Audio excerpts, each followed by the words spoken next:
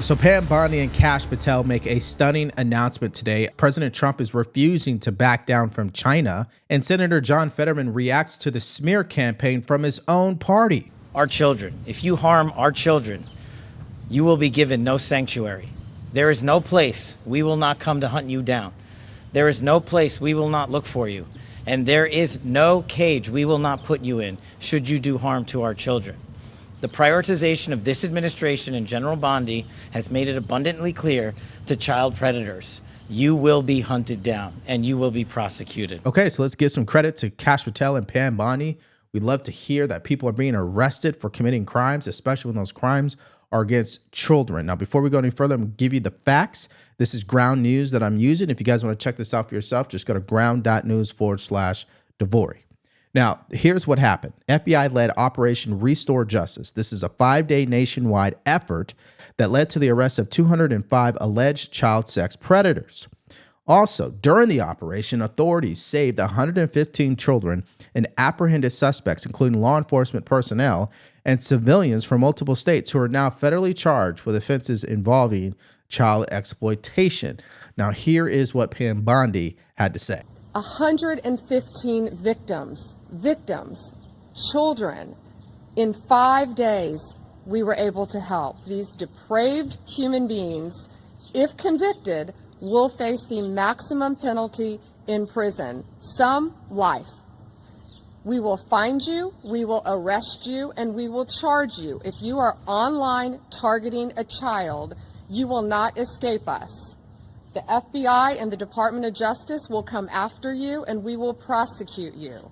So it's already sickening that people are doing this to children, right? God's children is what I would call them. What's also sickening is how the media is reporting on this story, which is why we're using ground news. Like I said, if you guys want to check this out for yourself, just go to ground.news/Devori. This tool shows you what both sides of the political spectrum is saying. And in this situation, only the right is reporting on these stories. That's called blind spot, ladies and gentlemen. The people on the left do not want to talk about this. So as an example here, as you can see, 66% of the articles lean right. And so it just begs the question, what is the left so afraid of when it comes to reporting on this story? This is why you have to have a tool that helps you do your own research like Ground News. So if you want to use this tool for yourself, all you have to do is go to ground.news/Devori, or you could download the mobile app. Just use promo code Devori, and it's going to give you access to everything that I showed you in this video, including 40% off the Vantage plan. This is so serious. Your child has no right to privacy on the internet. None. You have to monitor what your kids are doing, whether they're playing games on the internet, on social media, any other websites that children, teenagers frequent. An online predator can find them. Now, as a person who has experienced sexual abuse when I was a kid, this is a soft spot for me. And so I really do applaud the FBI for doing their job. In fact, if all they did for the next 4 years was arrest child predators and members of the cartel, I would be one happy American citizen, okay? Because I think those are the most egregious crimes in our world. And what's interesting about this announcement is the timing. Kash Patel had to make an appearance on Capitol Hill to talk about the budget cuts facing the FBI. What Democrats spent their time doing is claiming that Kash Patel is weaponizing the FBI. Take a listen. I was an impeachment manager for President Trump's second impeachment. It was a sad, solemn duty. And so I wanted to ask you about that. Mr. Patel, as you and the president continue to weaponize and investigate his perceived enemies, as you follow this blueprint, when can I, a former impeachment manager, expect the FBI at my door? Ma'am, you want to know who was targeted by a weaponized FBI? Me. You want to know how and why? Well, you want to know what I'm doing to fix it? That. Let me move on. Well, you should read the book because there's no enemies list on that book. So there are people that violated their constitutional obligations and their duties to the American people. That's good. You And they gave were them due rightly process. called out. I'm And changing you should topics. give that book to every one of your constituents so they can read about it. I won't be doing that. That's their loss. So this is just ridiculous. They spent all this time crying about the FBI being weaponized all of a sudden, but they have forgotten what went on under Biden for 4 years. And to make matters worse, they don't even acknowledge or recognize that the FBI is now cracking down on child predators. I think we all can celebrate that no matter which side you're on. But maybe that's just too much to ask. And now we move to our next story. This is about President Trump making a shocking update about the trade war with China. And of course, Democrats in all of these hearings today are demanding answers. Unfortunately, it didn't go well with them when it came to Scott Bessent. But let's start with what the president said. Take a listen. The talks in Switzerland, what do you expect? What do you hope to come out of it? We'll see. I mean, look, it's we were losing $1 trillion a year. Now we're not losing anything. That's the way I look at it. We were losing with China on trade $1 trillion a year, more actually, 1.1. But let's say $1 trillion. You know what we're losing now? Nothing. That's not bad. China said the U.S. initiated the trade talks this weekend and that its position hasn't changed. Are you still confident you can reach a deal with China? They said we initiated? Well, I think they ought to go back and study their files. Okay? I do think that. Are you open to pulling back your tariffs in order to get China to the negotiating table? No. Now, that last point was a stunning admission from the president. He's unwilling to lower tariffs. And I think that's a great thing because China is a bunch of cheaters in every sense of the word. Now, number two, he also acknowledged that it's not America who's been trying to initiate these trade talks. It's actually China. And of course, China has been pushing back and saying, nope, it's not us either. So it's a lot of back and forth in the media. That's why that meeting this weekend with Scott Bessent and their trade representative is so important. But don't tell that to Democrats because they're more obsessed with trying to, I guess, find a gotcha moment with Scott Bessent in his hearing earlier today. Take a listen. Specifically, which countries are you close to striking deals with? I'm sorry, Congresswoman, but that would not benefit the United States. No. I'm asking you a question based on the statement that you made on CNBC. And I am telling you that it would be detrimental to the interest of the United States for me to answer that question. Why will that be detrimental? Because as the negotiations may still be in process as we speak, as we are not at the end of the week yet, I am sure that you through your question, would not want to compromise the U.S. negotiating. Reclaiming my time. Would you? Yeah, so he's right. I mean, she's over there just trying to get a moment, right? Trying to go viral. Instead of focusing on the important issues like how China has been ripping us off, right? I find it interesting that they're so obsessed with who we're actually talking to instead of being obsessed with the real enemy, which is China. All right. Now, here is Scott Jennings, I say actually explaining the mindset of the White House and why they act the way that they do in regards to China. Take a listen. Scott Bessent today under oath said we're currently negotiating with 16 of the 17 most important countries. And he'll be meeting with the Chinese this weekend when they all converge in Switzerland. I think dealing with, with all due respect to all these other countries making deals, they're small and relatively unimportant. We're the big player in the field and everybody knows it. And people would rather do business with us than do business with China because of what Jim just said. They have all these strategies to inflict pain upon you if you don't bend to their will or allow them to break the rules. And so I think when you're dealing with the United States, it's going to take a little bit of time to work out the best deal for us and the best deal for them. But I have a lot of confidence that when push comes to shove and people get right down to it, an alliance, a trading partnership, business dealings with the United States is a heck of a lot better than being reliant on the Chinese because they have seen what they have done to us and everybody else in the world. The decoupling and the isolation of China is a real thing, and, it may be a little painful, but it's necessary. Now, the pushback from Democrats with the support of mainstream media is they don't like the strategy that President Trump is using to fight against China. Now, you guys want to know what my pushback is? Where was your guys' strategy when Joe Biden was the president? Oh, yeah, that's right. You didn't have one.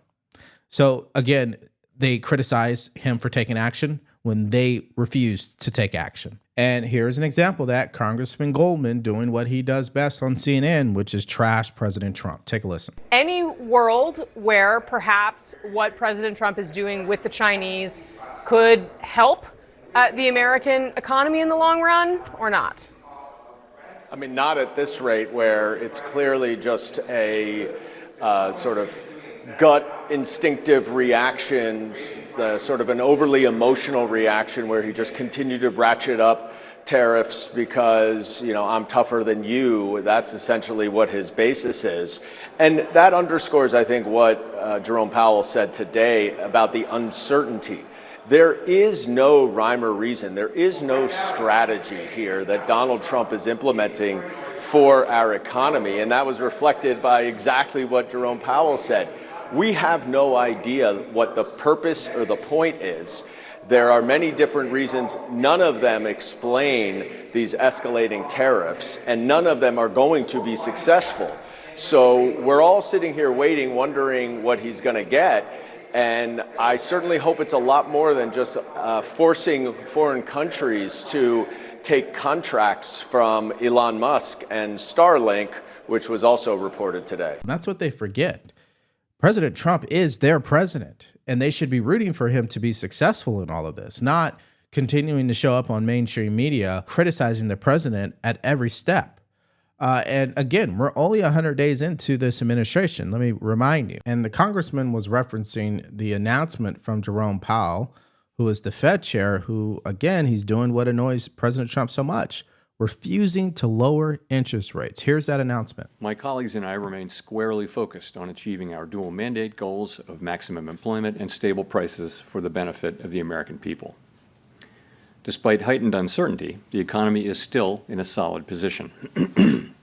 The unemployment rate remains low, and the labor market is at or near maximum employment.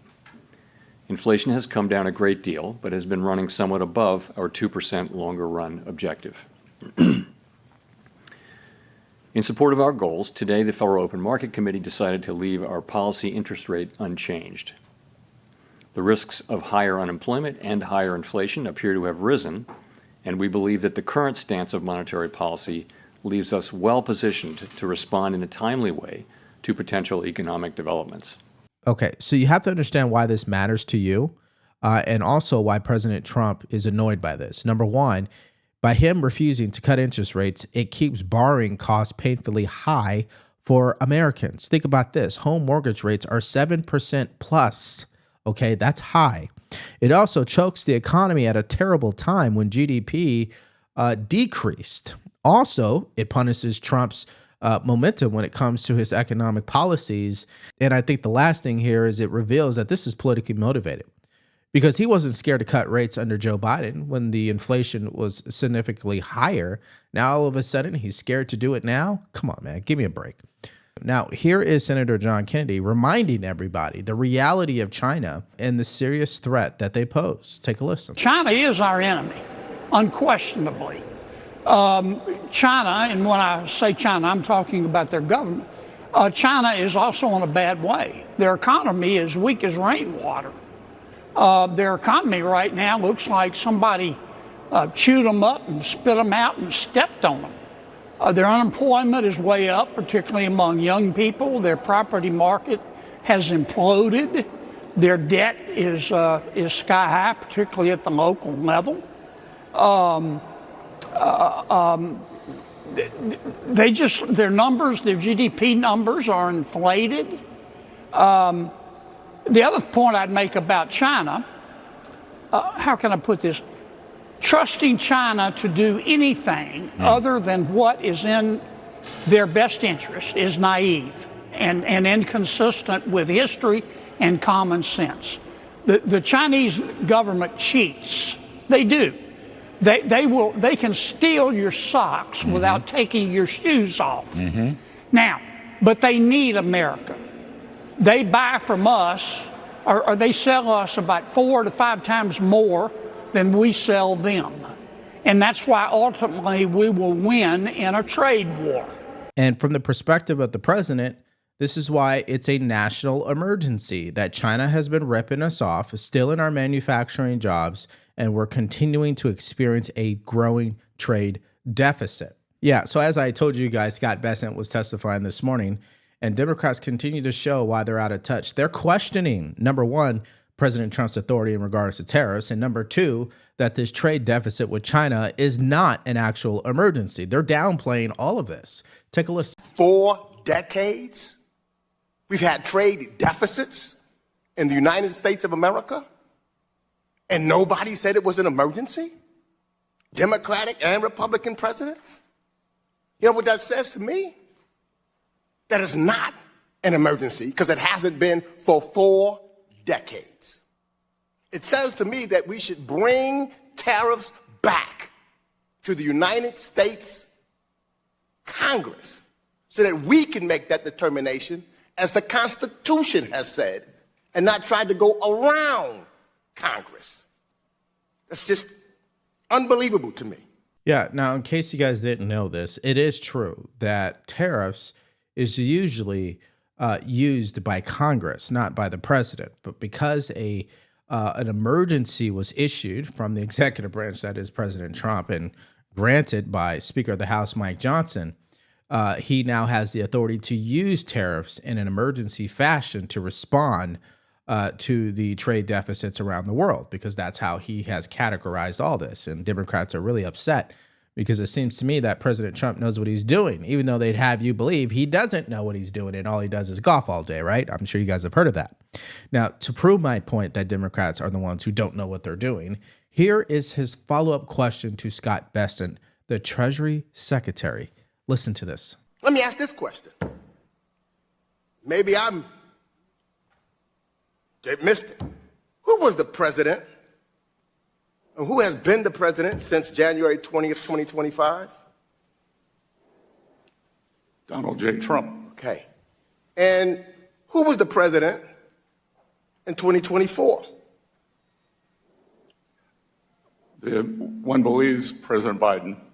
One believes? You one of those non-believers that the election, the American people didn't vote?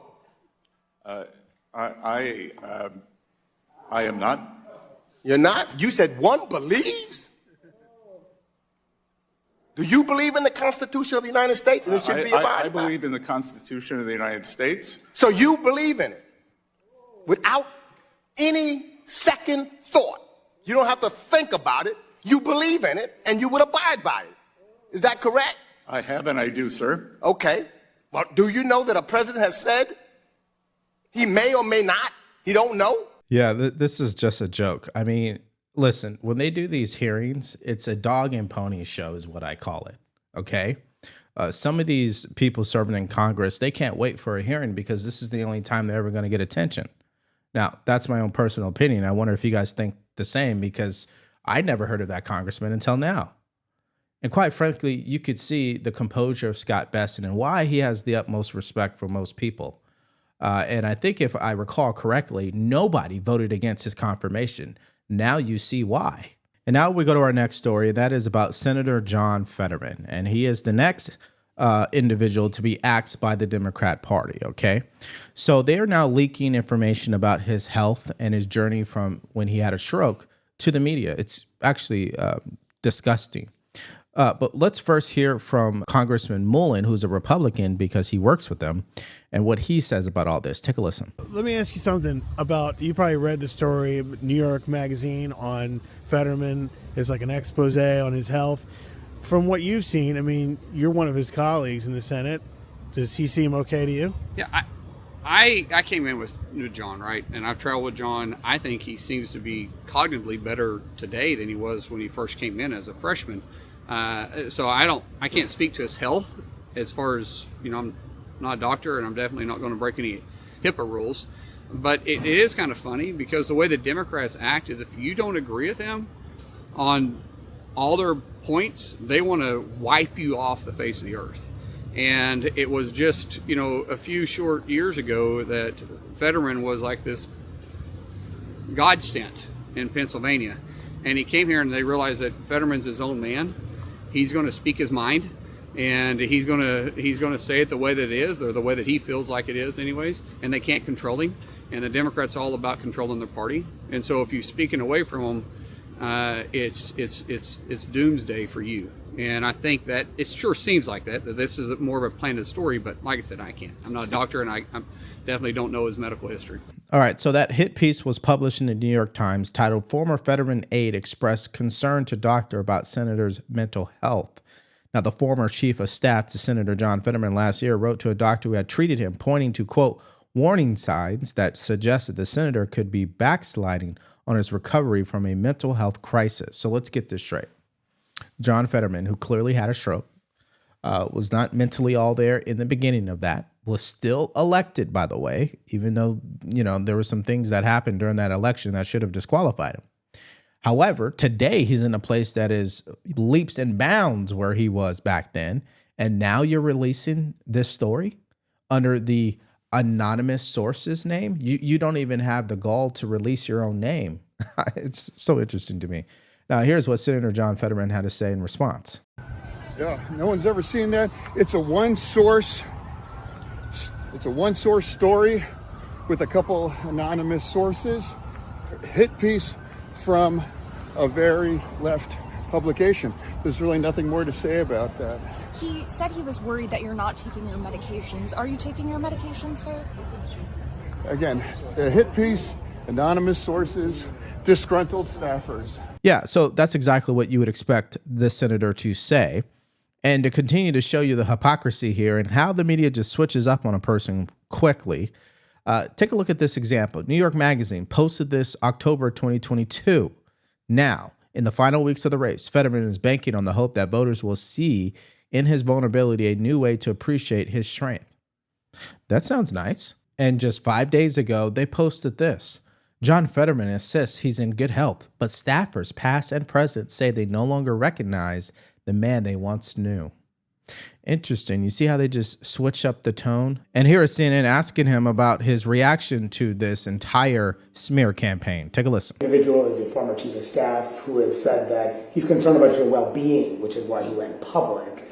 What do you say to someone like him who's concerned about? He says he's concerned about your. Well, I mean, it's like no, he's had a weird grudge, and he has threatened to do this for quite a while. And if you're really concerned about someone, you could say, hey, let's sit down. Can we talk? It's not like going to the media. And that's why somebody that has an agenda, it's like a hit piece. Yep, that's exactly what it looks like to me. And that's my own personal viewpoint. But let me get yours in the comments section. How do you see this as it pertains to John Fetterman? Do you believe it's a hit piece? Also, let me get your reaction to FBI Director Kash Patel and the announcement they made about cracking down on child predators. Now, yesterday, SCOTUS issued a shocking ruling in favor of the president where they banned transgenders from serving in the military. But you got to hear the reaction. It's pretty crazy. So if you missed out on that story and more from yesterday, all you have to do is click on that video because it's coming up right now.